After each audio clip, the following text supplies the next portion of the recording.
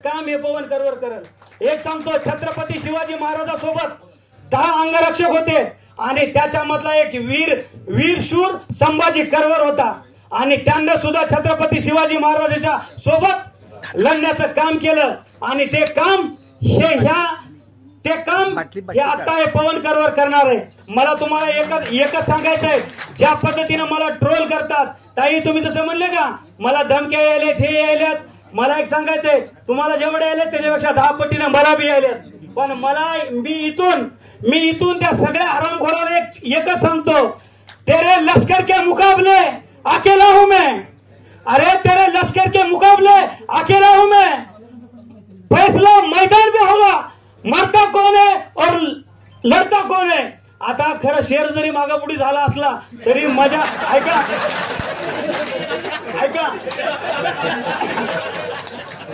ऐका शेर जरी माझा मागपुढी झाला असला पण मला काय म्हणायचंय हे तुम्हाला कळालंय। आणि तुम्हाला अजून एक सांगतो, सर सोबत मी काल होतो बस, आणि सांगू का, सर सोबत मी काल होतो, मला एक पत्रकार म्हणला, कोण भाऊ तुम्ही जरा साईडला या। मी कळाला नाही, म्हणला साईडला या, म्हणला तुमच्या पत्रिका काय, तुमच्या काय नोंदवा, तुमच्या मनात काय ते सांगा, प्रतिक्रिया ऐका, भावना पोहोचल्या। मला तुम्हाला एकच सांगायचंय, मला म्हणला तुमच्या मनात काय ते सांगा, म्हणलं आता एवढं नका, मोर्चा निघाला म्हणला। मग आता काय, मी त्याला सांगितलं, अरे कोणी मुंबईला जाऊ दे नसता दिल्लीला जाऊ दे, कोणी मुंबईला जाऊ दे नसता दिल्लीला जाऊ दे, पण ह्यांना ओबीसीतून आरक्षण नाही म्हणजे नाहीच। काय अरे, जोपर्यंत आमच्यासारखे युवा तरुण ह्या ओबीसी समाज आहेत ना, तोपर्यंत ओबीसीच्या आरक्षणाला धक्का लागणार नाही सर। काय, कारण हे रक्त एवढं काय शंड नाही, हे रक्त छत्रपती शिवाजी महाराजांचं, हे रक्त फुले शाहू आंबेडकरांचं, आणि हे रक्त डॉक्टर बाबासाहेब आंबेडकरांचं। आणि तुम्हाला नियम सांगतो, हे संविधान डॉक्टर बाबासाहेबांनी आम्हाला दिले, कोणी हरामखोराने हे दिलं नाही। आणि हे रक्त, एक सांगतो, हे संविधान जपण्याचं काम हे ओबीसीचा एक कार्यकर्ता म्हणून, ओबीसीचा एक मावळा म्हणून हे माझं आणि तमाम महाराष्ट्रातल्या ओबीसी समाजाचं आहे। अरे हे फुकट भेटलंय म्हणून तुम्हाला त्याची किंमत नाही, आणि ज्याला भेट नाही ते तिथं उघड्यावर आंघोळे करायले। काय मला सांगायलो, अशी येळ आपली येऊ नये, मी काय म्हणालो, अशी येळ आपली येऊ नये, आपल्याला सुद्धा उघड्यावर जायची गरज पडू नये। पण मला एक सांगायचं तुम्हाला, तुम्ही काही ताण घेऊ नका। अरे तुमच्या संग एवढा खमक्या मोरक्या असताना तुम्हाला काय भ्यायची गरज आहे। अरे आहे ना माणूस, अरे तू हे आहे ना माणूस, बघतो ना। मला एक म्हणायचं आहे, समोर कोणी बी असू द्या। आणि आता एक सांगतो, मी ज्या जिल्ह्यातून येतो सर, कोण काय देईल काय नाही, भाषण बिसणं मला घेणं देणं नाही, पण एक सांगतो, ह्या पूर्ण मोर्चाचं नियोजन, आणि तसं म्हणतात ना, जेव्हा फोर्स येते, भांडणं होतात, दंगा होतात, जेव्हा फोर्स येते, जेव्हा समोरून सैन्य येते, त्या सैन्याचं काम एकदम पुढी जे असतात ना, पुढी ते म्हणजे स्पेशल फोर्स असतात। काय ते स्पेशल फोर्सचं काम हे परभणी जिल्हा करणार आहे। आणि सर नुसतं बोलून टाकीत नाही, 1 नाही 1000, 2 नाही 1000, 5000 पोरं लाईन लावून ते मोजून घ्यायचे। आणि नाही जर आणले, एक सांगतो, नाही जर आणले तर माहिती सांगतो, मी मल्हारराव होळकरांची अवलादच नाही। तुम्हाला इथून अजून एक सांगतो सर, त्याला एक ड्रेस राहील, त्याला एक वरती राहील, त्याला एक नंबर राहतात। आणि एक सांगतो, ह्या मोर्चाचं नियोजन मी ह्या सगळ्या भांडवलाला सांगतो, तुम्ही ह्या मोर्चावर वाकडी नजर जर टाकाल तर तुम्हाला आमच्याशी खेटावं लागेल। अरे मी तर एक सांगतो, मला लय जण म्हणतात सर मी एक स्वप्न बघितलंय, काय भले मला ना काय सैन्यामध्ये जाता आलं नाही, कारण मी हाईट कमी आहे। लय जण म्हणाले हे बारीक, अरे हे बारीक, अरे हे गाडी बारीक आहे, पण त्यांना कळलं काय चीज होते।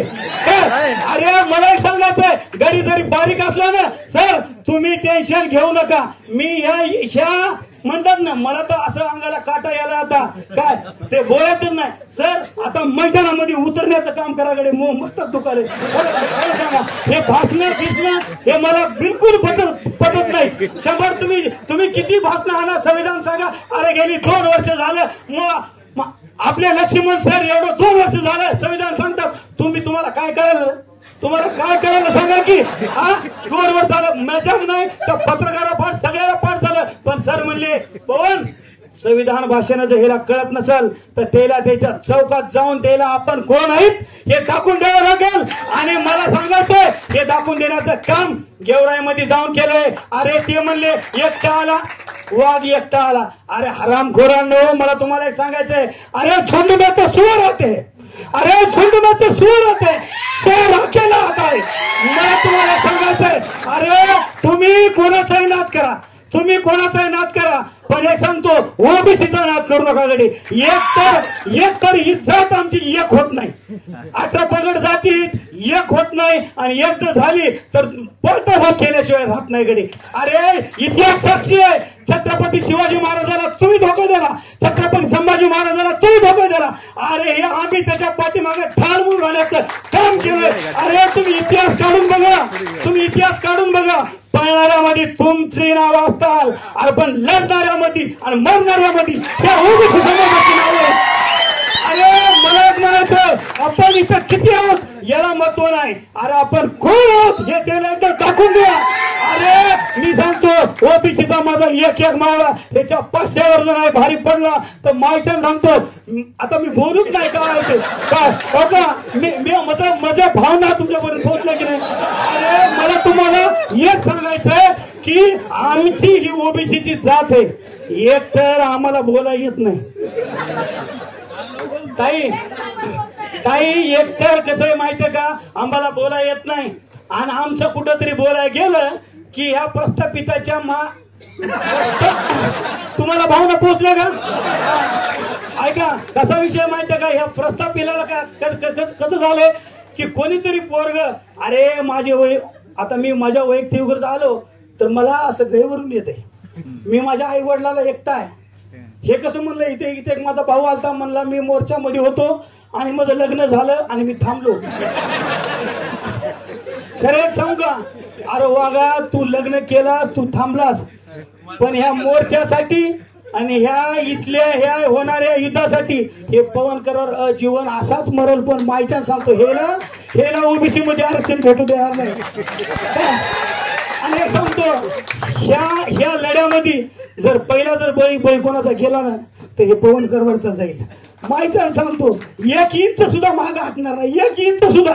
आणि हे सगळ्या महाराष्ट्रानं बघितलंय. अरे हे बोरका बारीक आहे, पण माझं लक्ष सगळं सरकड होतं. माझं लक्ष वरून फक्त मी एकच काम करीत होतो की मला काय झालं, पण मला हाके सरला काही झालं नाही पाहिजे, ही माझी प्रामाणिक भूमिका होती. अरे माझ्या घरचे मला फक्त फोन करून एवढं विचारतात जेवण केलंस का, ह्याच्या पलीकडे माझी आई सुद्धा मला काही विचारत नाही, कारण माझ्या आईला माहित आहे माझं लेकरू लक्ष्मण हाके सोबत आहे, त्याला काही होणार नाही. तर मला तुम्हाला सांगायचंय, आता मी काही जास्त बोलणार नाही काय, पण हे सांगतो तुम्ही सांगाल ते धोरण आणि म्हणताल ते धोरण तोडण्याची ताकद या ओबीसी समाजामध्ये आहे.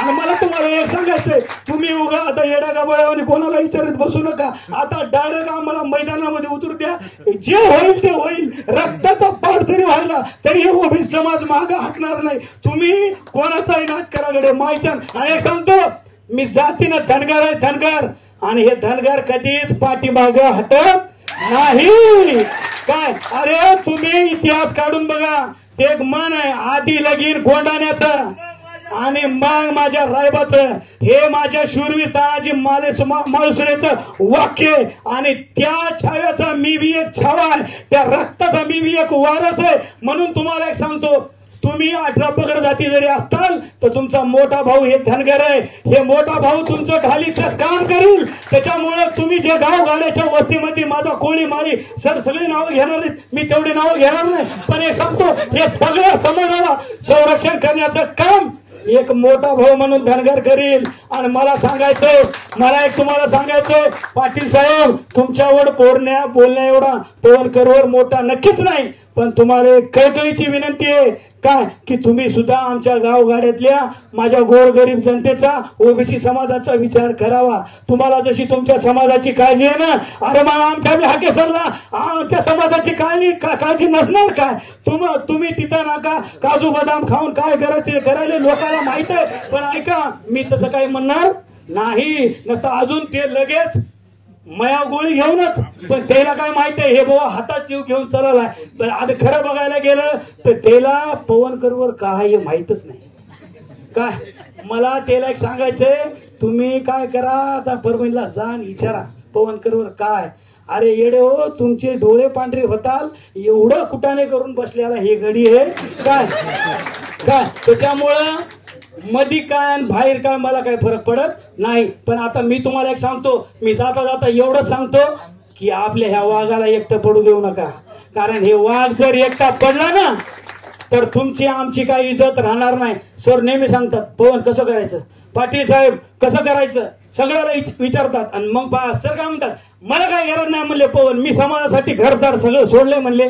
आणि आता एकटाच निघालो तर ते सर नेहमी सांगतात हम चलते चलते गए और कारवा बनता गया. पण सर तशी काही गरज पडणार नाही, तुम्ही चलता चलताच कारवा तयार होणार आहे. त्याच्यामुळे एकच सांगतो, एकच पर्व, एकच पर्व. चला, जय हिंद, जय महाराष्ट्र, जय ओबीसी.